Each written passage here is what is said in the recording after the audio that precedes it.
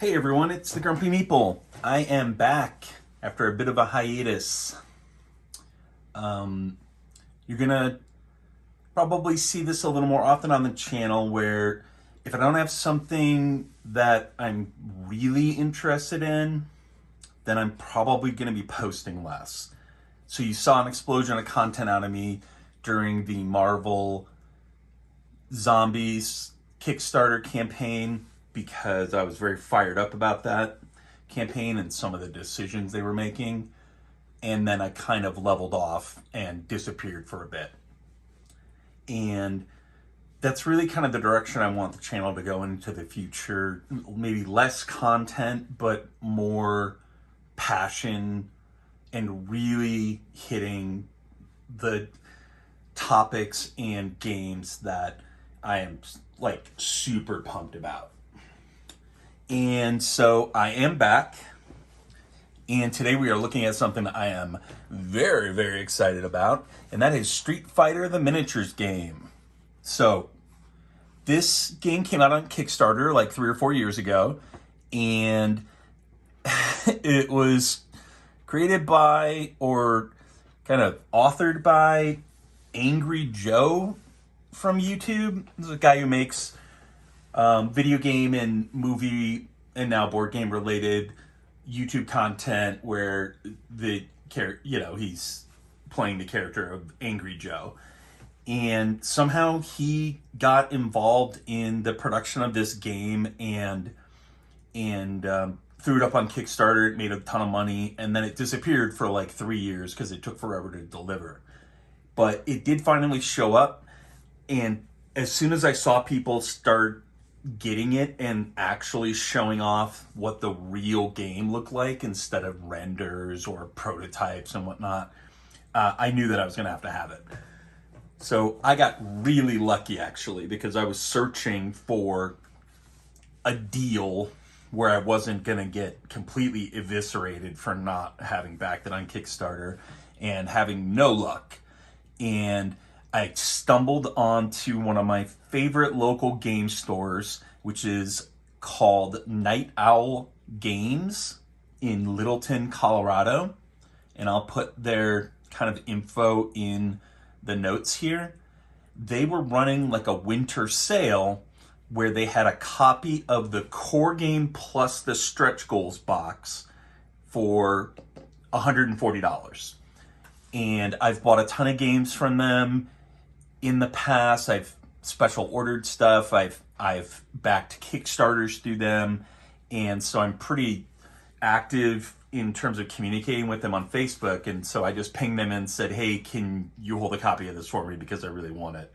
And they did, and I picked it up, and I'm so glad that I did.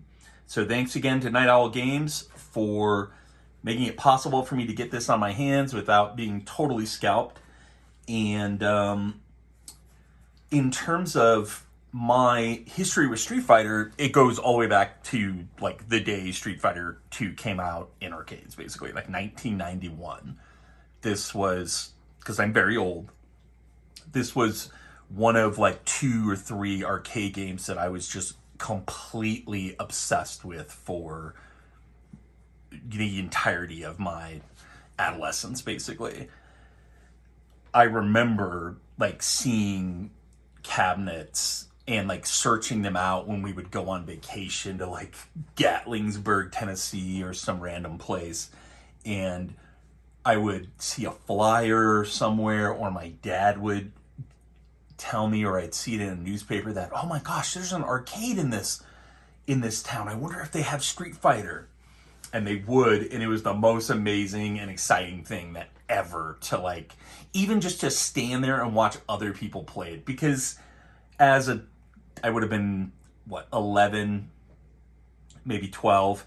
As a 12-year-old, you're going up against the high school kids, and you're putting your quarter up on the machine, and they're just waiting to just savage you. But it really was the first kind of game of its kind that was a multiplayer competitive kind of cultural phenomenon in the arcades, where it was 2 people facing off against each other, and it was just it was the ultimate high getting even close to that game. And so I was obsessed with it. I was obsessed with it when it came out on the Super Nintendo. I played Street Fighter 2 Turbo Hyper Fighter on the Super Nintendo for a decade at least, obsessively studying like guides and such, and trying to learn moves. And I famously had some pretty famous rages related to that game. I threw the power pack for a Super Nintendo out a window once because I was so angry at that game. And I also, one time I hit my TV, this really shitty old TV, and I hit it from the top so hard that the screen turned red, and then it would only turn back to normal color if you banged on it for like 10 minutes. So those are some of my favorite kind of Street Fighter memories. It was rage-inducing, but I loved it. I loved everything about, or even kind of tangentially related to Street Fighter. Street Fighter, the Alpha series, I love those games. Street Fighter 3, Street Fighter 4 is one of the greatest video games ever made, in my opinion. And most of this set seems to be basically themed off of Street Fighter 4. The move sets that the characters have and such are very much their Street Fighter 4 moves, you know. Like, for instance, you've got Sagat here, and he's got his Ultra, his Tiger Destruction. That's a Street Fighter 4 move, just like the Ryu with the Metsu Hadouken. I love the animated movie, Street Fighter the animated movie. I saw that when it came out, loved it. The Chun-Li shower scene was indelibly imprinted upon my brain, obviously. But just overall, that movie is totally bitchin', and I have actually recently rewatched it. I watched it with my son and skipped through the part with the Chun-Li.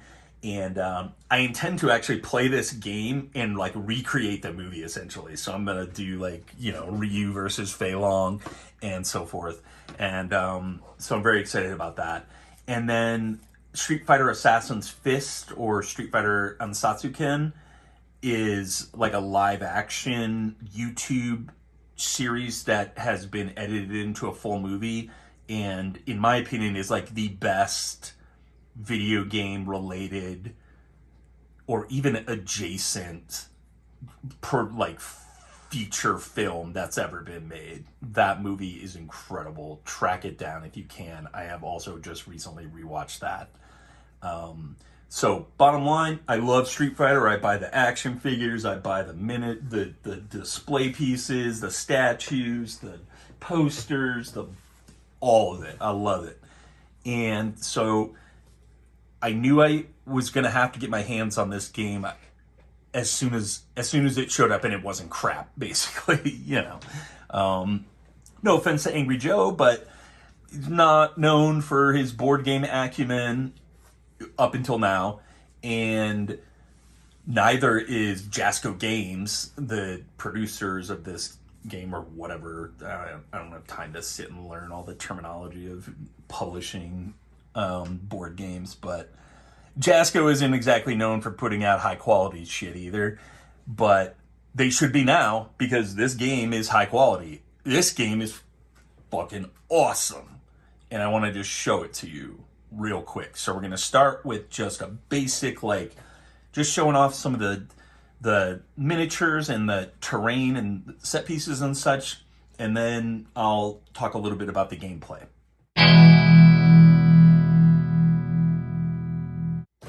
Okay, so starting with the miniatures, as you can see, they are frickin' incredible.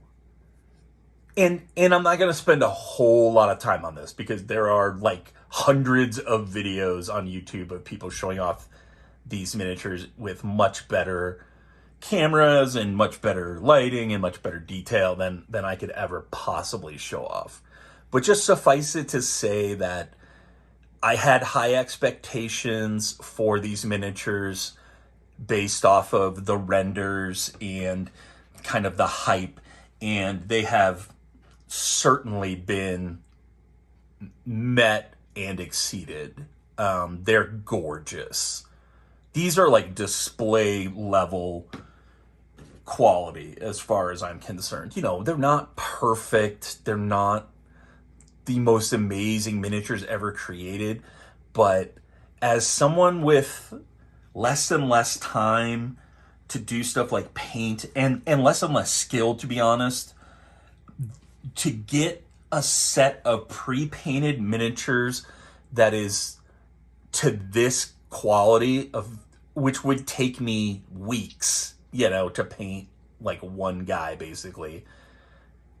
It just is mind-blowing how awesome these miniatures are. I do think, like, overall, they're the coolest, the best miniatures I've ever gotten in a board game, because of the fact that they're pre-colored, pre-painted, and the fact that they have the spell effects and the, I mean, like, look at fucking E Honda, the 100-hand stuff.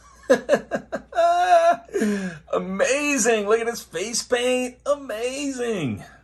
So buy this if you're as into Street Fighter as I am. Buying this simply for the collectibles is absolutely a valid purchase as far as I'm concerned, especially if you can get your hands on the stretch goal box for a reasonable amount of money. So the miniatures, amazing. The terrain is cardboard.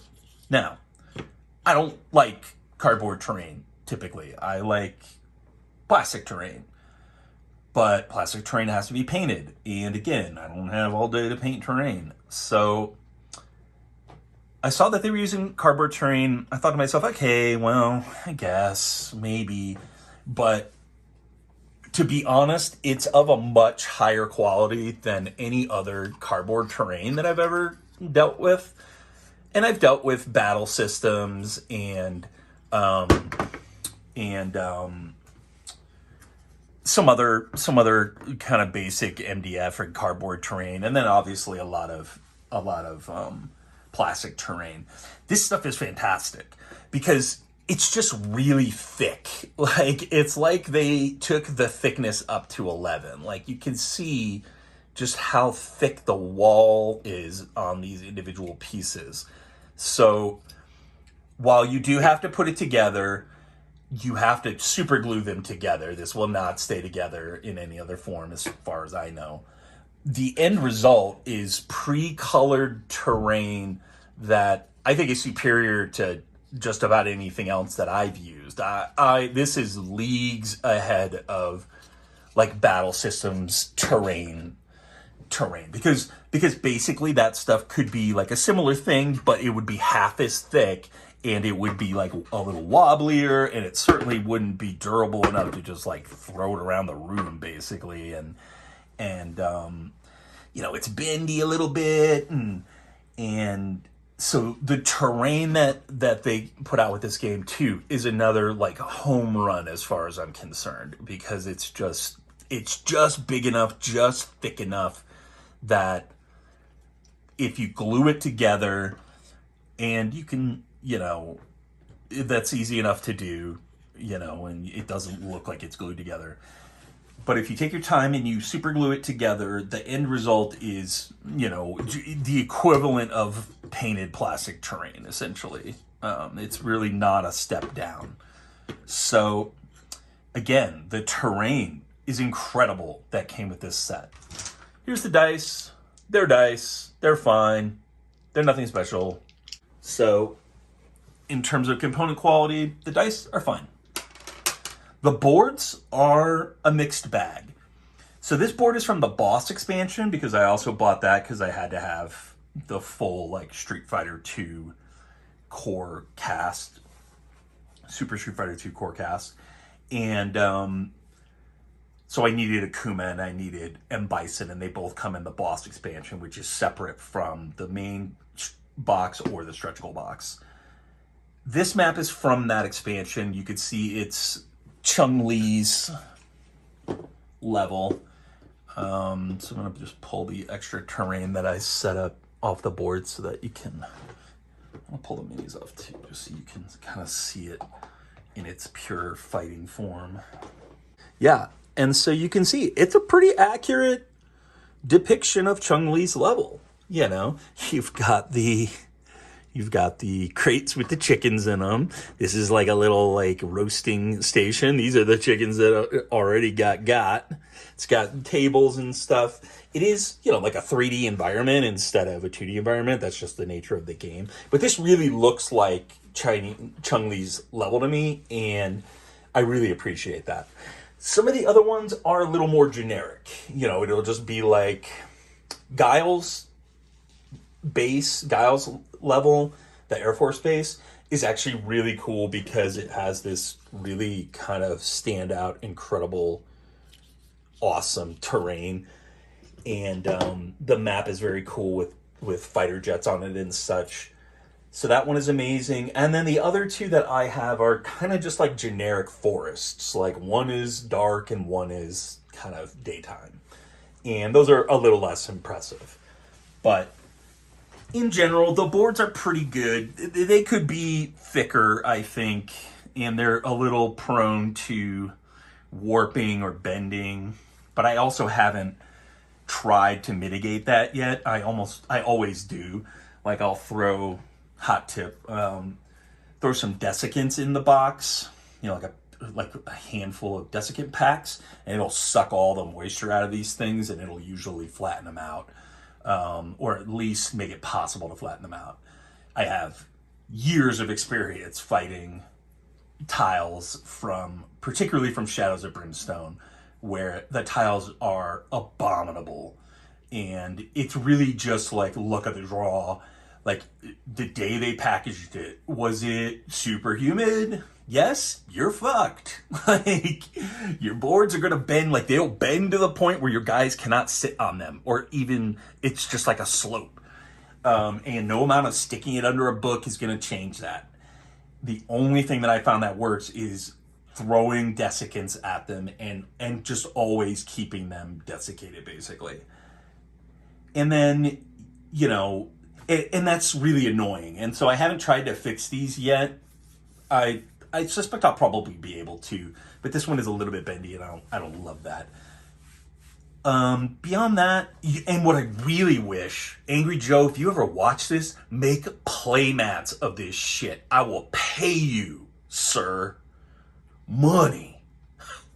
Playmat this, because I'm just tired of boards in general. I'm just to the point where I don't buy as many games, and when I buy them, I'm not shy about spending $500 on it. So just give me the fucking ultimate deluxe Omega level, the ability to piss money away on this stuff with every conceivable freaking upgrade, including playmats. This game would be even more amazing if this was an awesome, you know, stitched edge playmat. So that's a hot tip for the next campaign from Angry Joe and Jasco, which is going to be actually Mortal Kombat, the miniatures game, and it's meant to be fully integrated with Street Fighter, so you can do Street Fighter versus Mortal Kombat.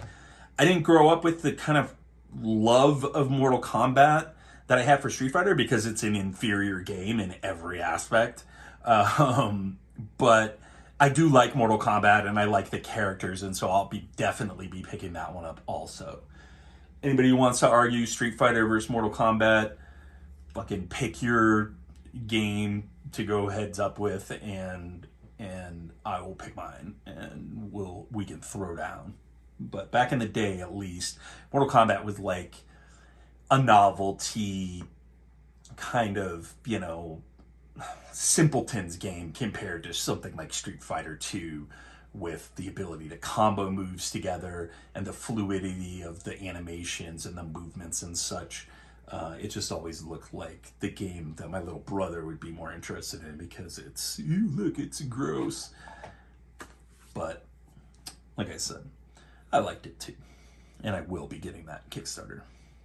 So, beyond that, component-wise, this game is very, very light. And I love that. I love the fact that there are no tokens in this game, basically.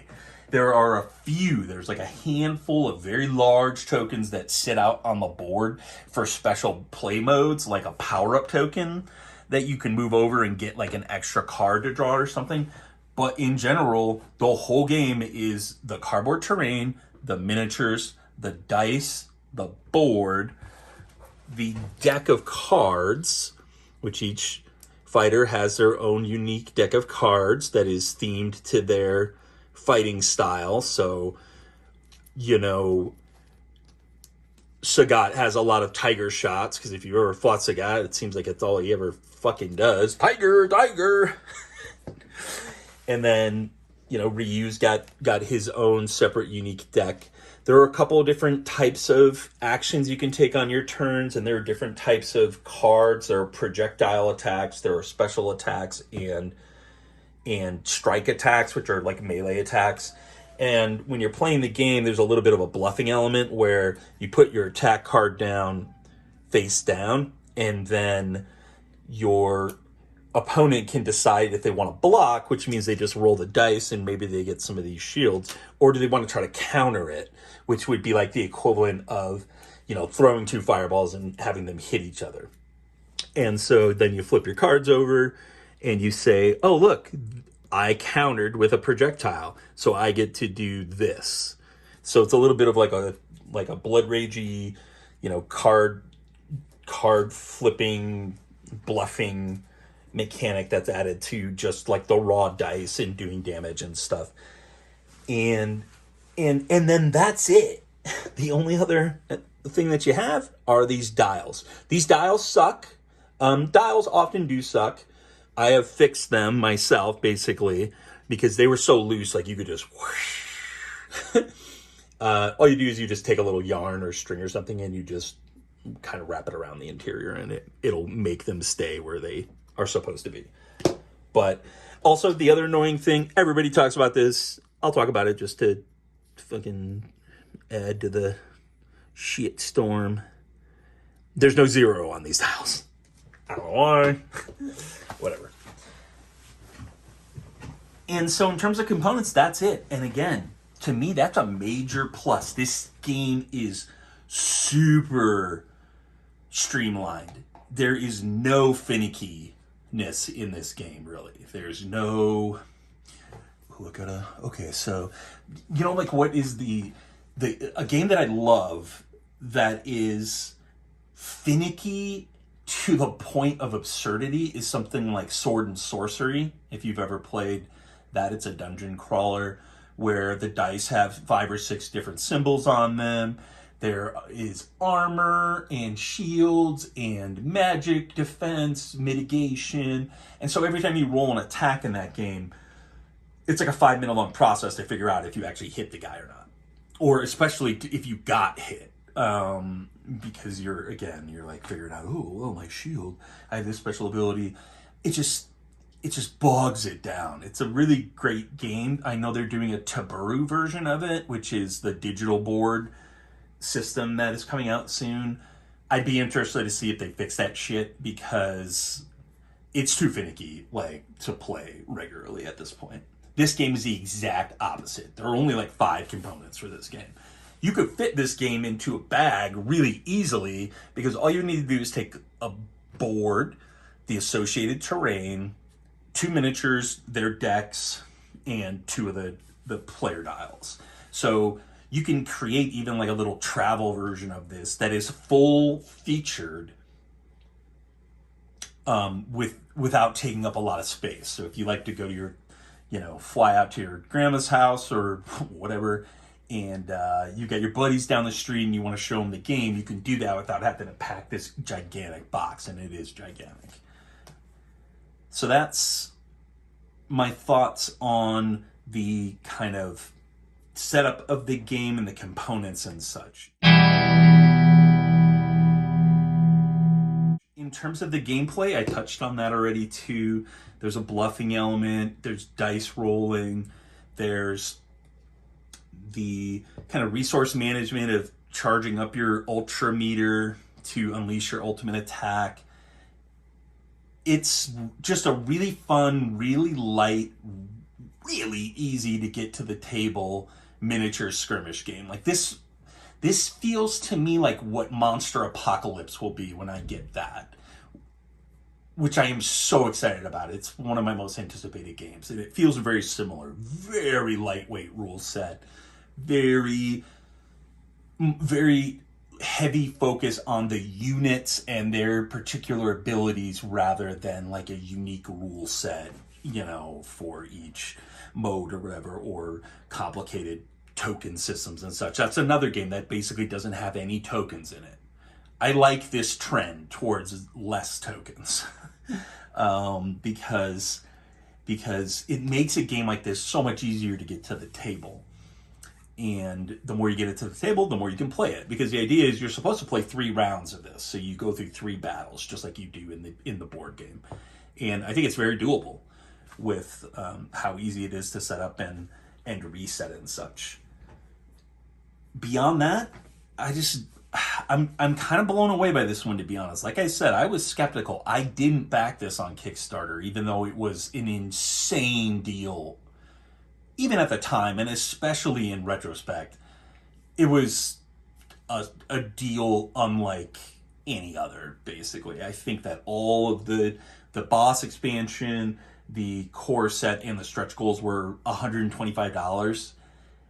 It's just psychotic with the incredible, like, damn near, like, collectibles, put these in a glass display case, miniatures, and the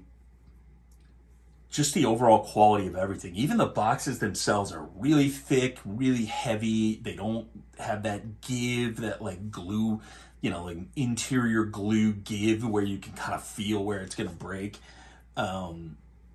Just 5 stars across the board. If you like Street Fighter, if you like something really simple, maybe a little more complicated than something like Unmatched, but a miniatures game that captures the feel of Street Fighter. It really does, where you're moving into range, trying to get into optimal range to hit him with your Hadouken because you get a bonus die if you're 4 spaces away or whatever. You're charging and pushing the enemy into these terrain pieces and doing damage, just like in Guile's level in Street Fighter 2, where if you threw them in a particular spot, they burst through the barrels. It's replicating that, and just like the movement is just really cool too, because like Ryu has his Tatsumaki Senpia kick, his spinning hurricane kick. And when he does it, he charges. So he moves forward, and if you're next to the guy that you're charging, it pushes them back and it generates extra die for your attack. So positioning becomes important because you want to combo that. Maybe you want to do it from here to push him into that because it does 1 unblockable damage on top of giving you extra dice for your attack. And you're pushing them into a corner and you're limiting their mobility options. Again, it's all simple and kind of on an elementary level, but it comes together really cool in a really cool way, and I really am just glad that this game is in my life because I freaking love Street Fighter. So that's all I had to say about that. I hope you enjoyed this.